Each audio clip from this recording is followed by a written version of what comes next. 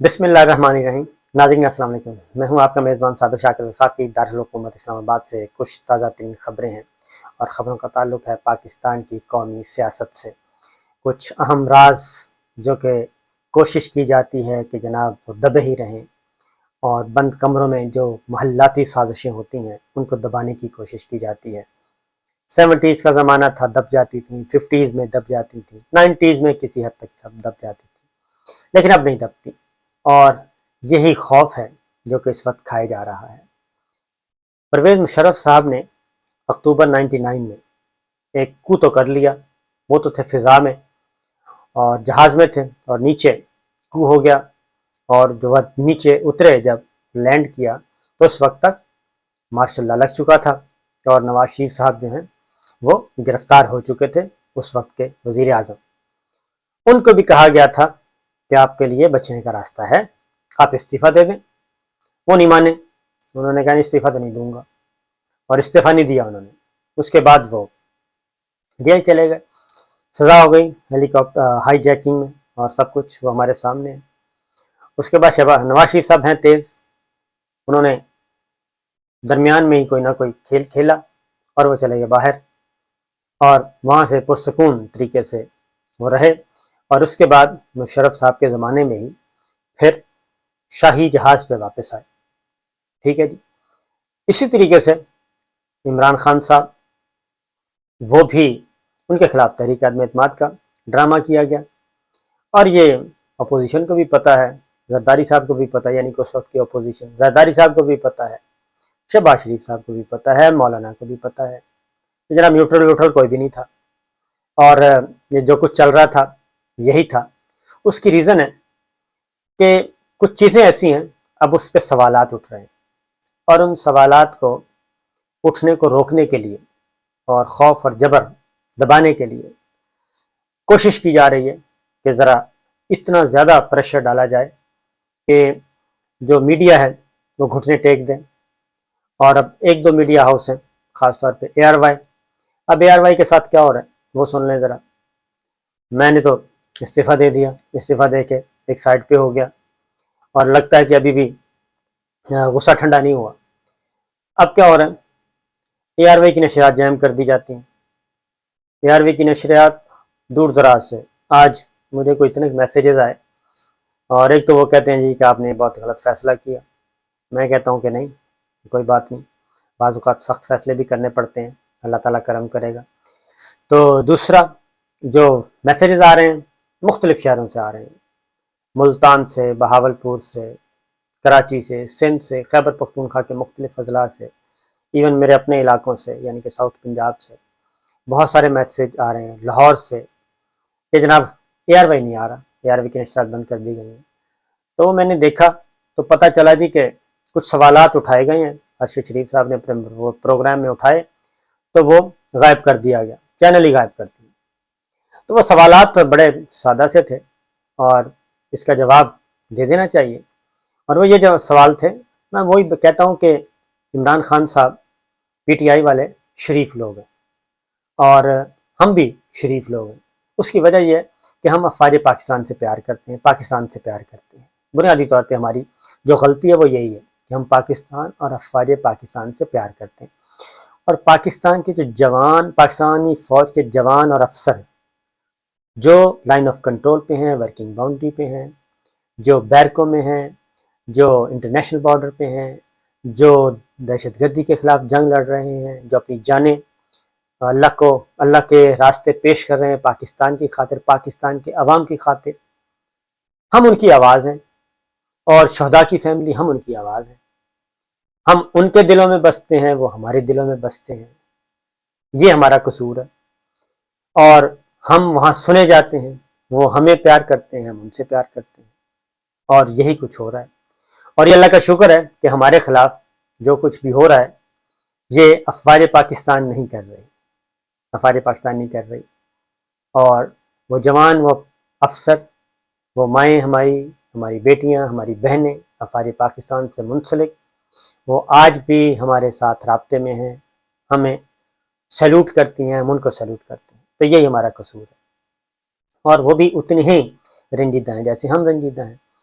तो ARY को गायब कर दिया जाता है जी, सिंपल। अब पता नहीं क्यों गायब किया जा रहा है, आखिर ARY का कसूर क्या। वो पता चला ये कि कुछ सवालात उठाए गए हैं। वो सवालात ये उठाए कि वो आखिर कौन था जिसने ये बताया कि डोनाल्ड को किसने बताया कि जनाब वो इमरान खान साहब जो रूस गए हैं वो हमें बता के नहीं गए, और वो उनका अपना फैसला था। फिर ये कि वो कैदियों की वैनें जो आई थीं 9-10 अप्रैल की दरमियानी शब शाहराह दस्तूर पार्लियामेंट हाउस के बाहर, वो किसने भेजी थी, ECL में नाम किसने डाले थे। उस रात एक गैर एलानिया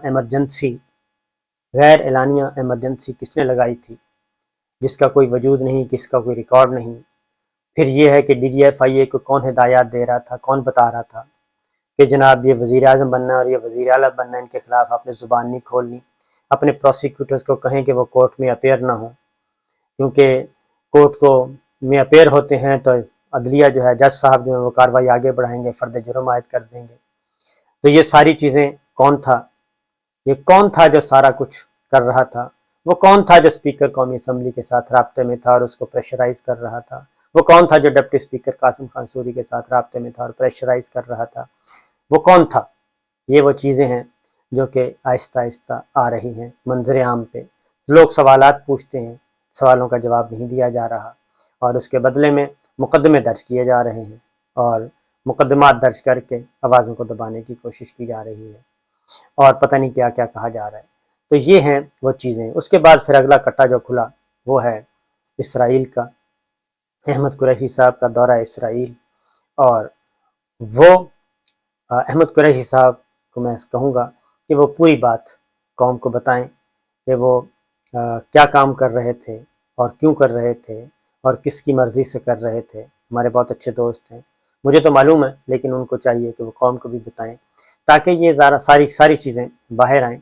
और ये जो होता है जी कि पता ही नहीं चलता कि पूरी की पूरी रियासत है, एक पाकिस्तान एक जौहरी मुल्क है, और पाकिस्तान एक बहुत ही इम्पोर्टेंट मुल्क है, 22 करोड़ आवाम का मुल्क है, और यहाँ पे बैठे सब कुछ अंदर ही अंदर किया जाता रहा है, और बताया जाता है कि जनाब सारे का सारा मलबा जो है वो फेंक दिया जाता है पार्लिमान पे और वज़राए आज़म पे, और वज़राए आज़म को ज़िबा किया जाता है।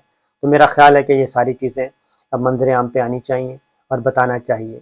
तो ये कोई मामूली नहीं है बातें, ये बड़ी गैर मामूली बातें हैं। तो सूरत हाल इस वक्त ये है कि तुर्की के दौरे पे गए हुए हैं, वज़ीर आज़म अलग गए हैं और वज़ीर ख़ारजा अलग गए हैं।